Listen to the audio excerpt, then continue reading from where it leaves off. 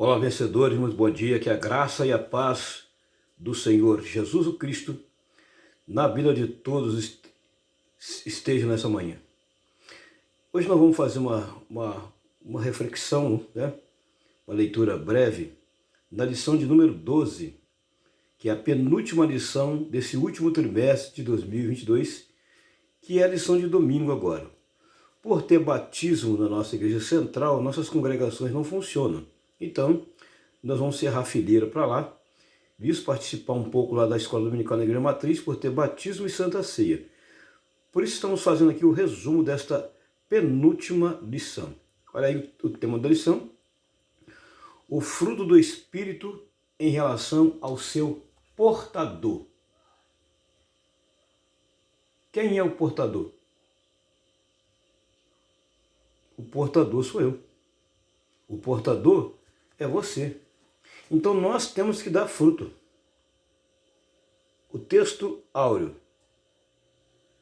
Porque aos que são segundo a carne, inclina-se para as coisas da carne. Ponto e vírgula. Tá? Nós temos uma luta intermediária entre a carne e o espírito. A carne, a tendência dela é sempre puxar para as coisas de baixo, para as coisas materiais, enquanto que o espírito puxa exatamente para as coisas que são de cima. Então há uma luta intermediária. Quem vence? Carne ou espírito? Tem que vencer o espírito. E tem que ter força para vencer os domínios e os desejos da carne. Mas os que são segundo o Espírito, para as coisas do Espírito. Nós temos que fazer força para vencer as coisas dessa carne, dessa terra, porque não é fácil. Há uma luta terrena. Em Romanos capítulo 8, versículo 5, Paulo então apresenta lá o versículo ligado aí ao texto áureo. Na verdade aplicada, nós temos aqui, a única maneira do discípulo de Cristo não dar lugar à carne é permitir que o Espírito Santo desenvolva o fruto em sua vida. Aqui está o grande segredo, talvez, de toda a lição. Como que o discípulo de Cristo ele vai vencer a carne? Não dando lugar para ela. E permitindo que o Espírito de Deus, Espírito Santo, produza na vida dele o fruto da vida. Mas para isso nós temos que permitir que a ação do Espírito Santo venha produzir em nossa vida o verdadeiro fruto. Portanto, está aí. Nos objetivos da referida lição nós temos 3. Apresentar a necessidade de crescermos na fé, destacar o valor da mansidão na vida do cristão e mostrar a importância da temperança. Tá? Aí nós temos os textos de referência, né? Gálatas capítulo 5, verso 25. Se vivermos em espírito, andemos também em espírito. Quem vive em espírito, anda em espírito. Quem vive na carne, a tendência dele é viver toda a vida na carne, mas ele tem que fazer força para ele andar em espírito. E olha que não é fácil. Não é fácil. O evangelista João, ele fala sobre a concupiscência da carne, a soberba da vida e a concupiscência dos olhos. Nós temos que fazer força para vencer. Se nós dermos moleza para a nossa carne, a tendência dela, gente, é relaxar e só fazer as coisas que são daqui. Mas nós temos uma natureza espiritual dentro de nós, dada por Deus, então nós temos que fazer força de lutar também contra e resistir aos desejos. Né? Nós devemos fazer força para resistir aos desejos terrenos e carnais, o que não é muito fácil, gente, mas tem que ter força. Efésios capítulo 4, versículo 22, Paulo diz assim: que quando ao trato do passado, vos despojeis do velho homem, que se corrompeis pela concupiscência do engano. Olha, deixar o velho homem. Segundo aos Coríntios capítulo 5, versículo 17, Paulo nos diz da seguinte maneira: e se alguém está em Cristo, nova criatura é. As coisas velhas ou coisas antigas, que coisas antigas? Quem fumava, não fuma mais. Quem roubava, não rouba mais. Quem falava palavrão, não fala mais. Quem mentia, não mente mais. Quem adulterava, não adultera mais. E assim vai. Então isso são coisas antigas que você praticava antes de você vir para Cristo. Agora que você está em Cristo, você é nova criatura. Então você tem que deixar essas coisas lá para trás, já ficaram para lá, que foi sepultada no batismo. Só que tem um porém, muitas pessoas descem ao batismo e depois, de sepultar o velho homem, eles voltam de novo lá atrás e começam novamente a pegar toda aquela roupagem velha, tudo aquilo de antigo que faz. Ou seja, a pessoa vem para o Evangelho, entra no Evangelho, ele morreu no batismo, morreu para o mundo, nasceu para Cristo, mas ele continua depois de batizado, mesmo depois de sepultar o velho homem, ainda praticando aquelas coisas antigas lá de trás. E no capítulo 4 de Gálatas, no versículo 29, Paulo vai falar exatamente sobre isso. Não saia da vossa boca nenhuma palavra torpe, palavrão. E a gente vê hoje um bocado de pessoas que dizem crente, infelizmente, com a boca suja, depravada, e se bobear, pior do que o ímpio. Isso é muito triste. O versículo 23, ele diz assim, vocês têm que se renovar no espírito do vosso sentido. A cada dia nós temos que renovar a nossa vida. Renovar de que maneira? Orando, jejuando, lendo a Bíblia, se esforçando para estar na casa do Senhor, se esforçando para estar no culto de ensinamento, na escola dominical, aprendendo a porção da palavra. Nós temos que se esforçar, porque se a gente não se esforçar, a gente se auto-entrega, daqui a pouco a gente não quer fazer mais nada, quer ficar somente ali curtindo as coisas da carne, e onde muitas pessoas estão nesse momento. O versículo 24, e vos revistais do novo homem, que segundo Deus é criado em verdadeira justiça e santidade. Nós temos aqui as leituras complementares dentro do texto citado. Olha aí as leituras complementares, e é de segunda-feira até sábado. Tá? Tem várias leituras, é bom você ler porque essas leituras aqui, elas vão acompanhar automaticamente o texto da lição, portanto está aqui. Temos os hinos sugeridos, temos um motivo de oração. Ore para que o Espírito Santo produza seu fruto em nossa vida. Então, o Espírito Santo quer produzir o fruto dele nas nossas vidas. Se você for para Gálatas capítulo 5, no versículo 22 em diante, você vai ver lá, tem duas divisões. Primeira divisão, você vai ver as obras da carne. A segunda divisão, você vai ver os frutos do Espírito. Então, obras da carne versus frutos do Espírito. Tá? Gálatas 5, a partir do versículo 22 em diante, você vai ver lá Paulo falando isso aí. Aí nós temos aqui também os esboços da lição, que são os assuntos que serão tratados no tópico 1, 2 e 3. Tá? Na introdução, ele diz assim, nesta lição estudaremos sobre a fidelidade, a mansidão, a temperança como resultado da ação do Espírito Santo na vida do nascido de novo, que está consciente da necessidade e procura andar em espírito para vencer as inclinações da carne e viver para a glória de Deus.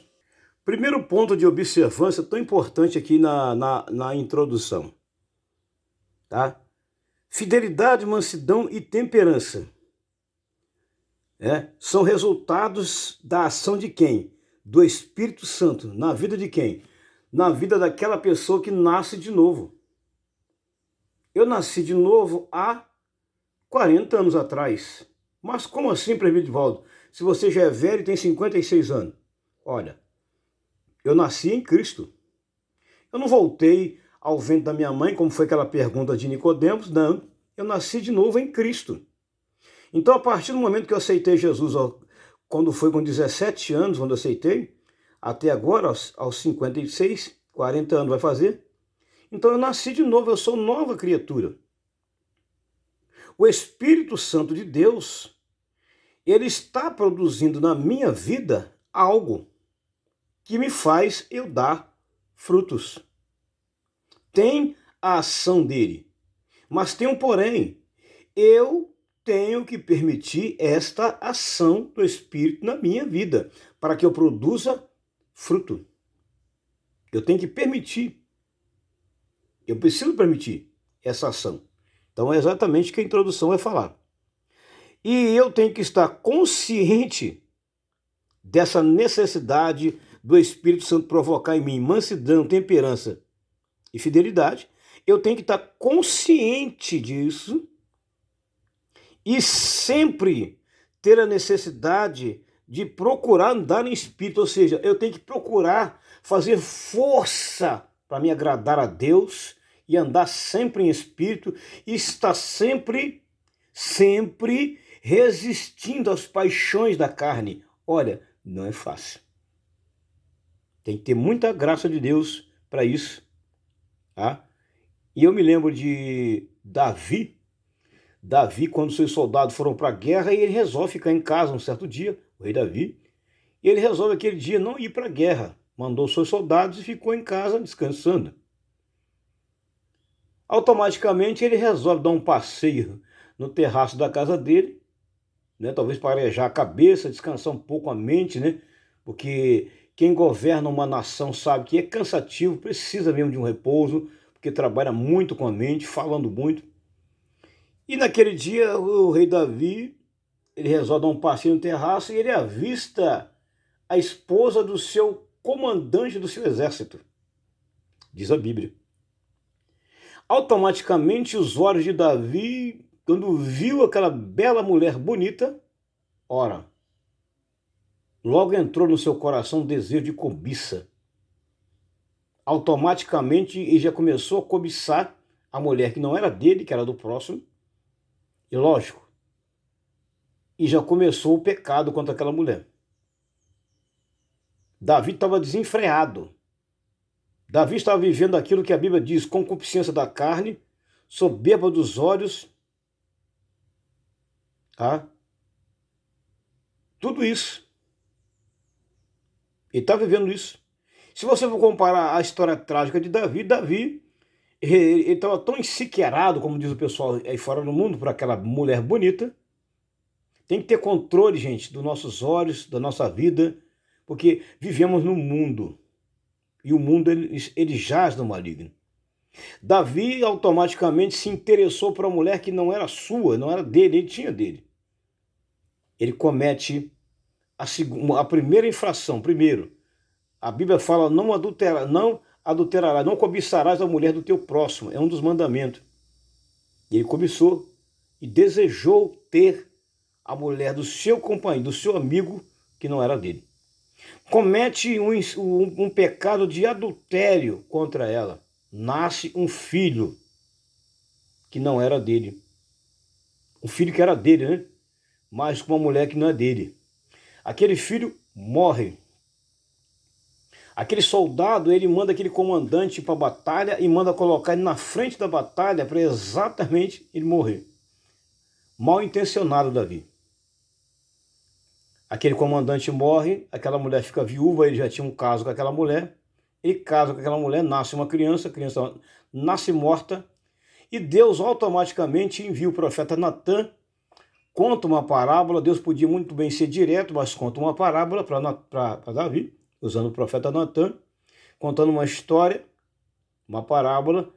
Davi ouve a parábola, no fim, quando Natan, o profeta, conclui a parábola, o rei Davi diz, esse homem que cometeu esse tal ato é digno de morte. Pois é, Davi, este homem é você. Por isso que Deus mandou falar com você, Davi. Davi cai em prantos, vai falar com Deus, pede perdão a Deus por aquele ato que ele cometeu, Ele poderia muito bem ter resistido, mas ele foi fraco, não resistiu. O Salmo 51 vai contar a história de Davi, dizendo bem claro que Davi pediu perdão a Deus, pediu misericórdia a Deus, para Deus não retirar dele o Espírito Santo, porque era o elo de ligação entre Davi e Deus. Ele pede perdão. Deus perdoa os pecados de Davi. Lembre bem, Deus perdoou os pecados de Davi, não as consequências de Davi.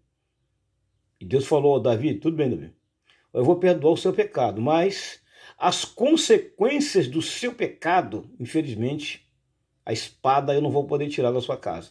Deus, felizmente, né, é o erro, então a gente não deve pecar. Tá? Romanos capítulo 8, Paulo diz assim, portanto agora nenhuma condenação há para aqueles que estão em Cristo Jesus, que não andam mais segundo a carne, mas segundo o Espírito, tá?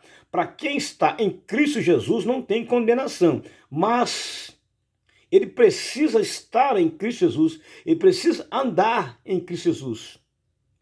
Você agora é uma nova criatura, não pode mais fazer aquilo que você fazia lá atrás, tem que deixar tudo, tá? Estou resumindo. Aí exatamente o tópico 1, o preâmbulo do tópico 1 vai falar exatamente sobre o fruto da fé. A palavra usada por Paulo para descrever esse fruto em Gálatas 5 é pistis. Nesse contexto significa fidelidade, confiabilidade. O fruto do Espírito, tá? Tá dizendo aqui, ó, a fidelidade como fruto do Espírito nos torna leais a Deus. Então, fidelidade, mansidão e temperança. Vai estar nos 3 tópicos aqui da parte 1. Fidelidade, nós temos que ter, depois que nós passamos para Cristo, nós temos que ter fidelidade. Lá fora no mundo, as pessoas sem Deus, tem pessoas que são fiéis, mas quando vem para Cristo, esse laço de fidelidade aí já aumenta um pouco mais, que você tem uma responsabilidade e um compromisso. Fidelidade, tá? Nos torna leais a Deus, a nossos companheiros e amigos, colegas de trabalho, empregados e empregadores.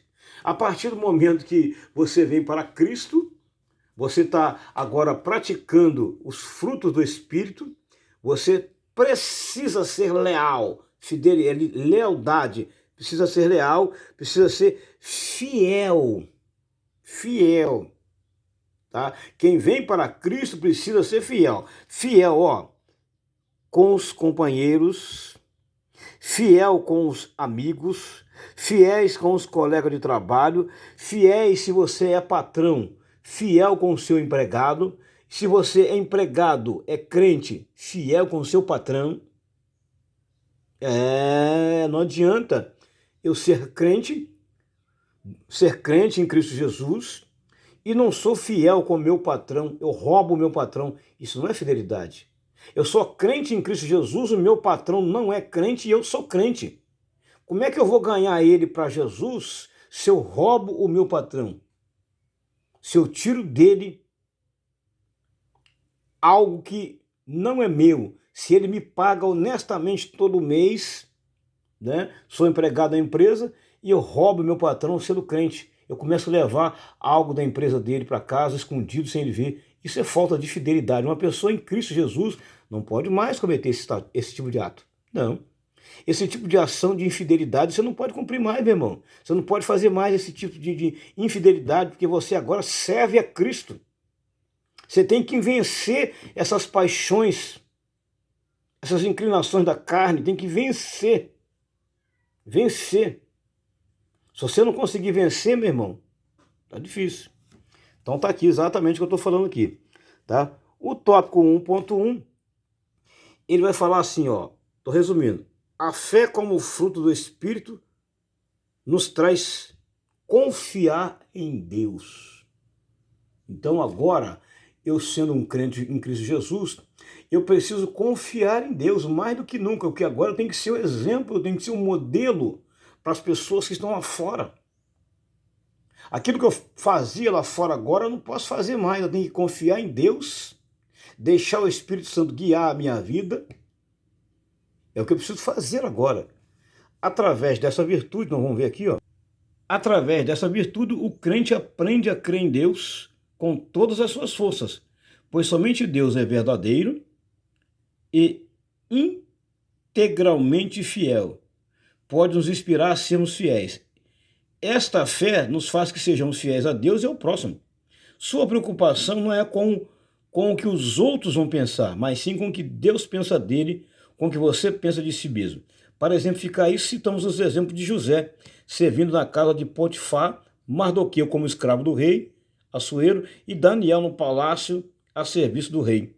Esses homens conservaram-se leais a Deus e àqueles quais vinham aqui na terra. Aqui nós temos um exemplo clássico de Daniel, de Mardoqueu e de José. Observe José na casa de Potifar, que é o primeiro exemplo. José foi fiel a Deus, fiel ao seu patrão, leal a Deus e leal ao seu patrão. Em momento algum, José não cometeu nenhum ato de deslize. Não cometeu, foi fiel em tudo e leal em tudo. Mas por que José foi parar na prisão?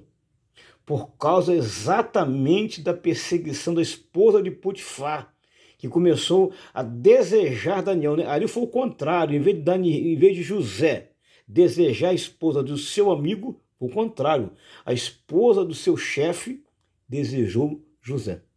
Mas José fugiu. Ele fugiu, ele não se deitou com ela, ele não se entregou com ela. Era uma mulher bonita? Sim, era uma mulher bela, bonita.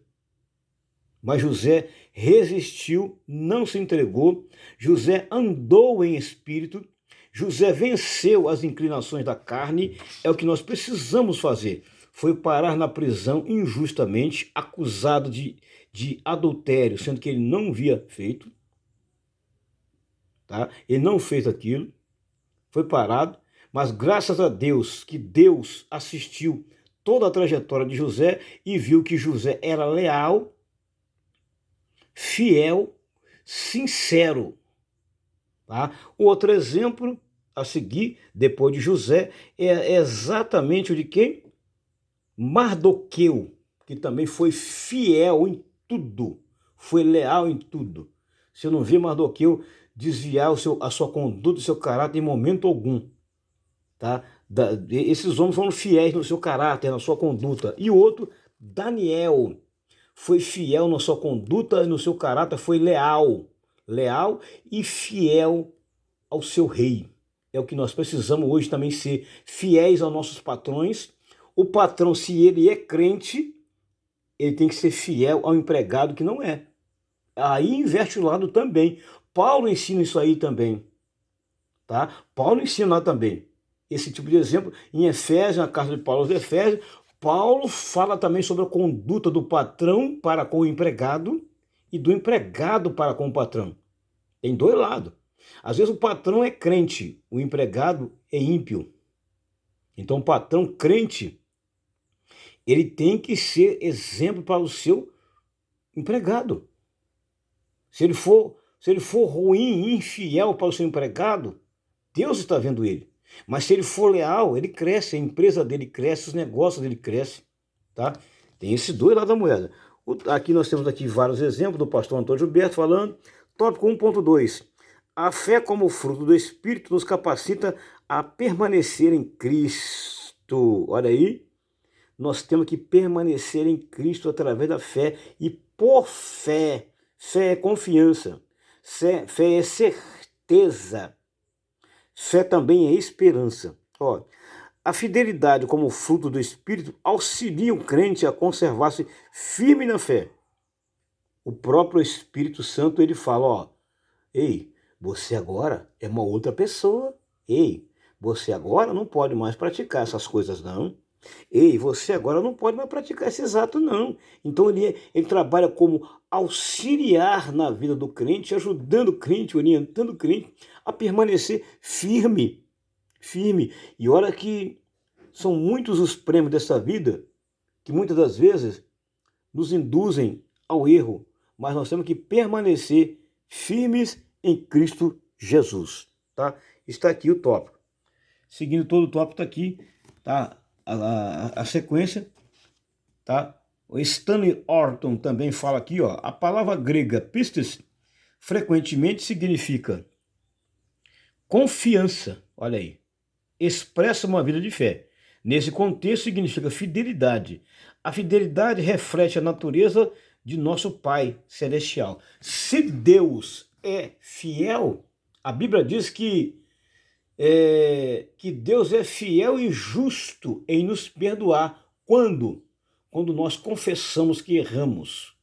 Ele é fiel e justo para nos perdoar, diz a palavra do Senhor.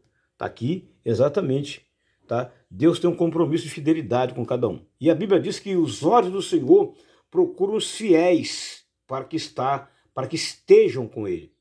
O tópico 1.3, a fé como fruto do Espírito nos faz suportar as dificuldades. E olha, não são muitos os prêmios, são vários os prêmios e as ofertas do mundo, tá? Para cima da gente, como bomba para cima da gente, para fazer a gente desviar da fé. Olha, são muitos mesmo, mas as ofertas, são muitas as iguarias e as ofertas que vêm para fazer a gente, são tentações que vêm para fazer a gente se desviar da fé. E muita gente está caindo nessa armadilha. Não consegue suportar os prêmios, as ofertas e as oferendas que este mundo oferece. Daniel, Sadraque, Mesaque e Abidenego, né? Daniel, Azarias, Ananias e Misael suportaram as oferendas, suportaram as ofertas da Babilônia, tá? E olha que ele falou bem claro que o manjar era agradável, desejável, mas não comeu. Então, eles suportaram. Agora, não foi fácil para aqueles jovens suportar tudo aquilo. Hoje, vivemos num mundo em que muitas pessoas não conseguem suportar as ofertas e os prêmios e as tentações desse mundo. Cai com facilidade. Precisamos de pessoas assim como Mardoqueu, José, Daniel e muitos outros na Bíblia que conseguiram, mesmo sendo jovens, conseguiram. Ah, presbítero, mas essas tentações é só para o jovem? Não, para todas as idades. Sofrem essas tendências de tentações aí para tentar se desviar, tá? É exatamente a parte 3 que eu estou resumindo. Então está aqui, ó. Ela segue aqui, ó. Tá vendo? Fé. Nós temos que ter fé para tudo. Jesus falou aqui, ó, para os discípulos, exatamente no momento de grande tempestade, Jesus perguntou por que eles tinham pouca fé. Diante de uma situação tão difícil daquela, uma situação oposta que estão vivendo aqui, né, no meio do mar, no vendaval, uma tempestade, Jesus falou, vocês têm pouca fé. Então nós precisamos ter fé, irmãos, quando as coisas opostas, ao contrário, à nossa vida, vier sobre nós, precisamos da fé para a gente suportar e todo esse peso que vem por aí. E está aqui, o pastor Israel Maia também fala sobre aqui, ó, a fé transforma a nossa vida quando vivenciamos as manifestações do agir de Deus em nossas vidas. Experimentamos o poder da fé, ver o agir de Deus faz com que a nossa certeza aumente em relação à sua existência. Jó 42. Ó, e assim vai. Então, isso aqui foi a parte 1 da lição, que é o primeiro objetivo. Agora, a lição está dividida em fé, né? Fé, no caso, fidelidade, né? Agora a segunda parte é mansidão. Então, a terceira parte da lição depois vai falar sobre temperança. A segunda vai falar sobre mansidão. Jesus falou sobre isso aqui na oração. A Bíblia fala sobre muito mansidão. Mansidão, tá? Se você for para Gálatas 5, você vai ver que mansidão, ela está classificada como fruto do Espírito. A mansidão é fruto do Espírito. Mansidão trata-se de conservar a calma, mesmo em situações grosseiras. Aqui está um grande perigo das pessoas perderem a calma diante de situações grosseiras. E todos os dias, eu e você, nós vivenciamos situações tão grosseiras que muitas das vezes nos faz perder o equilíbrio, descer do salto, se tornar arrogante, burro, atrevido, ignorante, se nós não tiver calma. Precisamos de mansidão em momentos tão difíceis e delicados que nós passamos na vida. Aquele que é possuidor desse fruto age com cautela e tranquilidade. Quem é manso, ele age com cautela e age com tranquilidade. Ele não se desequilibra quando essa situação vier sobre ele. Não. Ele tem a calma, ele sabe dominar. Uma pessoa manso, ele sabe dominar tranquilo. Ele tem um jogo de cintura para lidar com situação oposta a ele no momento tão difícil. José teve mansidão. Daniel teve mansidão. E Mardoqueu teve mansidão. Souberam muito bem. E olha que não faltou ataques grosseiros, hostis contra a vida deles. Foi muitos e muitos. Hoje também é assim. E muitas pessoas estão perdendo a vitória exatamente quando perde a calma, perde a paciência, às vezes parte para a ignorância, parte para a briga, parte para a morte e muitas das vezes no final dá processo e dá cadeia. Tenha calma, meu irmão. Então a lição está bem boa para nós aqui, que é exatamente o preâmbulo, né, do tópico 2. Tá? Não podemos confundir mansidão com fraqueza. Tem muita diferença. Fraqueza é uma coisa e mansidão é outra. Tem pessoa que ele é fraco. Ele já nasceu daquele jeito mesmo. Mas tem pessoa que nunca foi fraco. E se ele não tiver controle e domínio, ele acaba ficando fraco. Tá? Assim temos aqui elemento que nos permite dizer que a mansidão é uma virtude, olha, que habilita o crente a controlar os ânimos e aplicá-los corretamente. 2.1, apenas o fruto do Espírito, tá aqui ó, pode trazer calmaria ao ser humano. Quando o ser humano ele é guiado, dominado, controlado pelo Espírito Santo, o próprio Espírito Santo, quando guia ele, já produz nele essa essência e esse fruto. Ei, meu irmão, você precisa ser controlado, guiado, direcionado, dirigido pelo Espírito Santo. Esse fruto nos torna capazes de possuirmos sempre uma resposta mansa, mesmo em situações adversas. Olha aí, esse fruto nos torna capazes de possuirmos sempre uma resposta mansa, mesmo em situações adversas. 1 Pedro 3,15. Se eu for lá para Provérbios, capítulo 15, eu vou ver bem claro lá o que Paulo diz lá. Ou melhor, o que Salomão fala lá. A palavra dura suscita ira, mas a resposta branda, ela desvia o furor.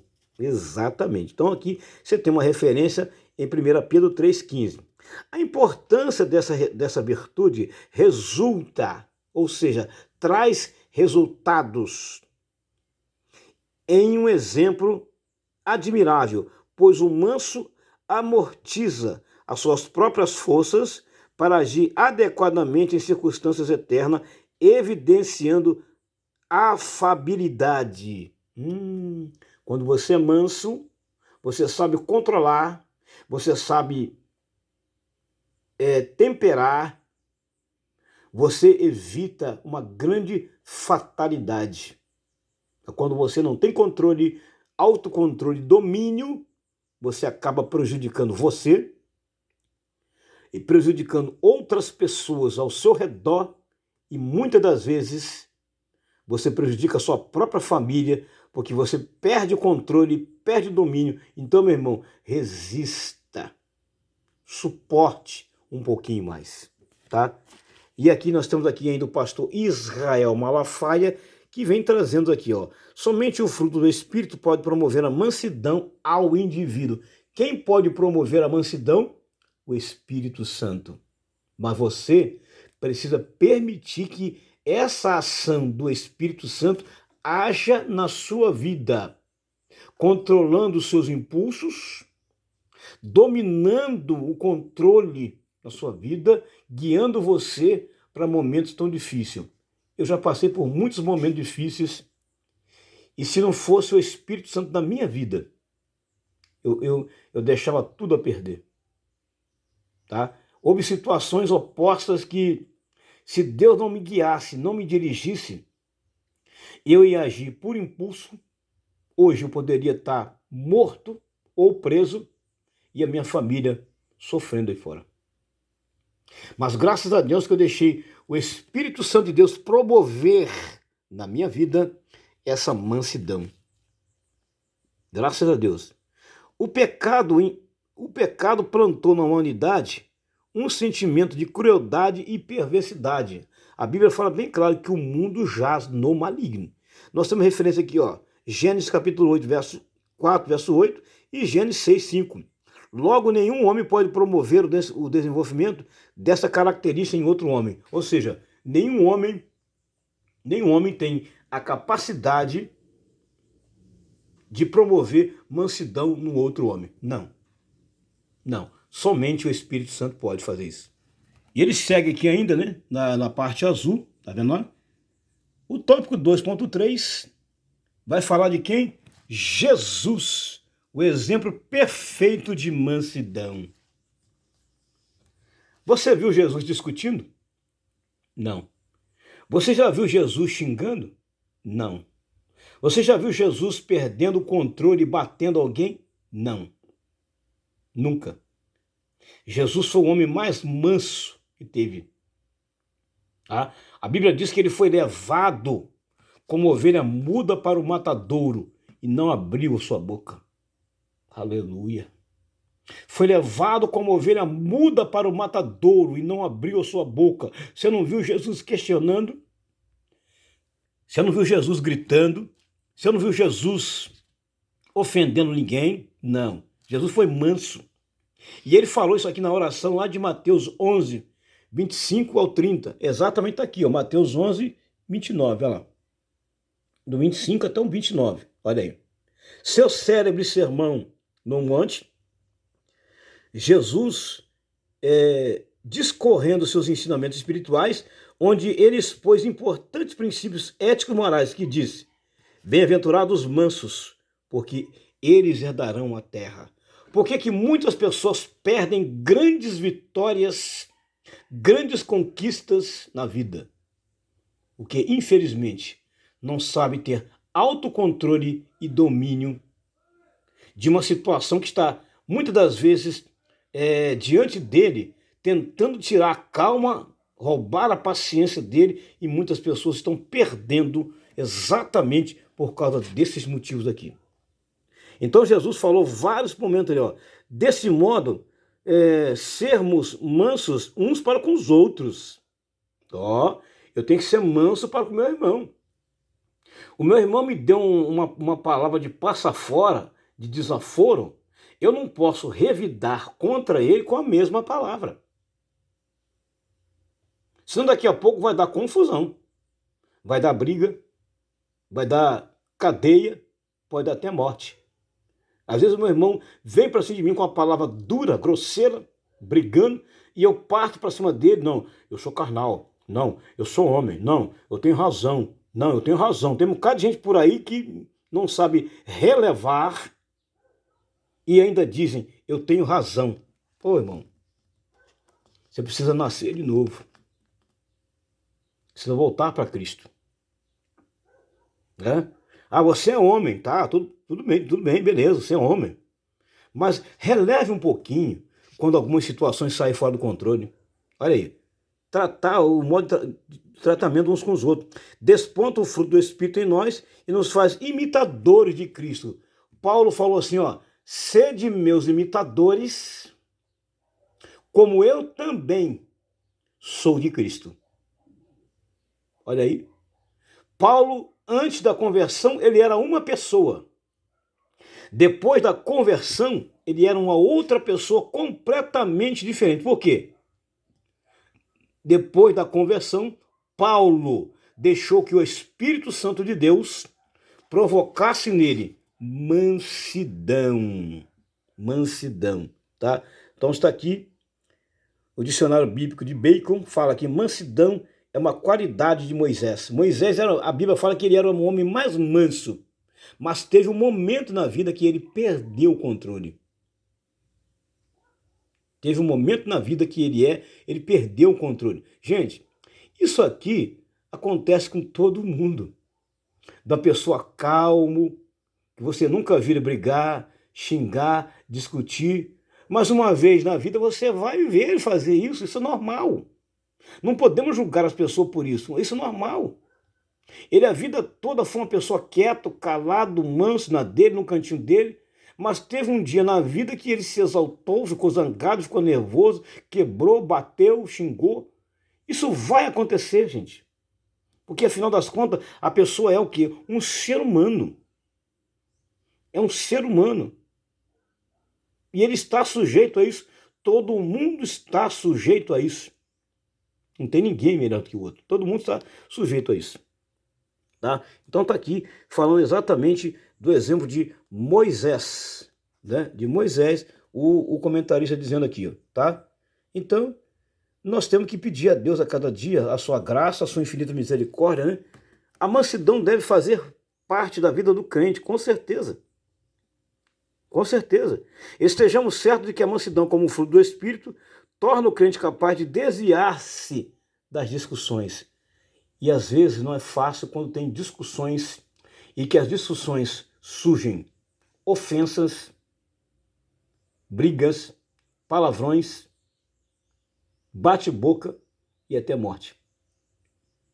A Bíblia fala que nós devemos fugir de questões loucas, evitar as confusões.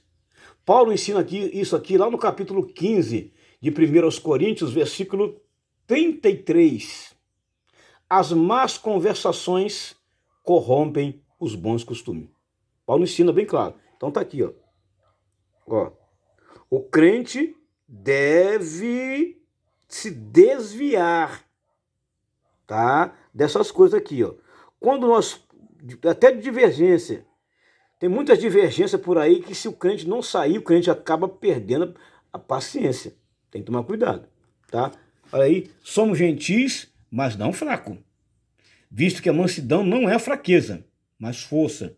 Sim, a mansidão não parte para uma fraqueza, mas de uma força que nos compele a fazer a vontade de Deus em qualquer adversidade. Lembre-se que um espírito manso, com sabedoria, é a maneira mais adequada para conduzir os pecadores para Cristo. Nós temos que ser ao inverso do pecador.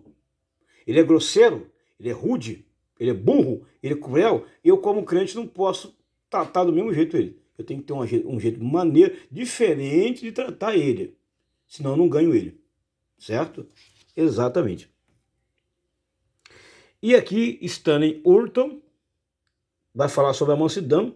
Tá? A mansidão sabe que Deus está cuidando de tudo e por isso não toma vingança nas suas próprias mãos. Romanos 12, 17, 21, Efésios 4, 26. Ao invés de sermos grosseiros, egoístas e facilmente provocados à ira, demonstraremos mansidão, protegeremos o próximo e perseveraremos. 1 Coríntios 13, versos 5 ao 7. Está aqui. E está aqui, eu ensinei que nossa atitude uns para com os outros deve ser totalmente mansa, carinhosa, sem arrogância, agressiva, raiva e violência. Nós temos que mudar a nossa atitude, mudar o nosso comportamento. Quando eu era antes de vir para a igreja, eu era brigão. Eu era isso quando eu vim para crente. Antes de ser crente, eu era isso, eu era aquilo. Agora não, agora eu sou nova criatura, eu sou manso. Aí passa alguns dias, o irmão se envolvendo na confusão. Ô irmão, você não acabou de falar que você era? Então nós temos que ter um controle na nossa vida. Eu me lembro de um irmão que era muito brigão. Ele era brigão mesmo, batia em todo mundo. Mas um dia ele se converteu, largou tudo aquilo para lá. Veio para Cristo, se batizou, se tornou crente firme, fiel. Mas infelizmente um dia ele encontra com aqueles amigos que ele brigou com ele e bateu nele lá fora, no passado. E aqueles amigos, para testar ele, porque sabia que ele agora era um crente, não podia bater ninguém, mas podia apanhar, ele simplesmente, o que ele fez? Ele encontrou com aqueles amigos que chamou ele para briga, ele não conseguiu resistir. Ele tira o paletó, tira a gravata, coloca de um lado, levanta a mão para o céu e fala assim: Senhor, me dá só 5 minutos, por favor. Ele arregaçou na briga com aqueles caras, bateu neles, depois teve que receber a disciplina da igreja. Então, nós temos que ter mansidão. Tem que ter mansidão. Agora a última parte vai falar exatamente da terceira ação do Espírito Santo. Qual é a terceira ação do Espírito Santo na vida do crente? Temperança. A intimidade do crente com o Espírito Santo gera temperança em sua vida. O crente tem que saber temperar, muitas das vezes, a sua vida. Temperar. Ter cuidado. Ser maneirado um pouquinho. Moderado um pouquinho. Faz parte do fruto do Espírito Santo. Com essa virtude, o crente consegue domínio para controlar a língua. E às vezes, muitas das vezes, a gente vê um bocado de pessoa ofendendo o crente. Aí o crente está só ouvindo. Ele ouve a primeira vez, na segunda, na terceira vez, ele devolve no mesmo troco. Não podemos fazer assim, irmão. Paulo falou que nós temos que ter cuidado com a nossa língua. Se alguém falou mal de você, você não deve usar sua língua também para devolver o mesmo mal para ele. Tem que ter temperança, irmão. Tem que ser temperado, irmão. Ter domínio. A temperança é domínio próprio, né? Quando fala de temperança, fala que ter domínio próprio. Temperança é ter domínio próprio, ter controle da situação e do momento.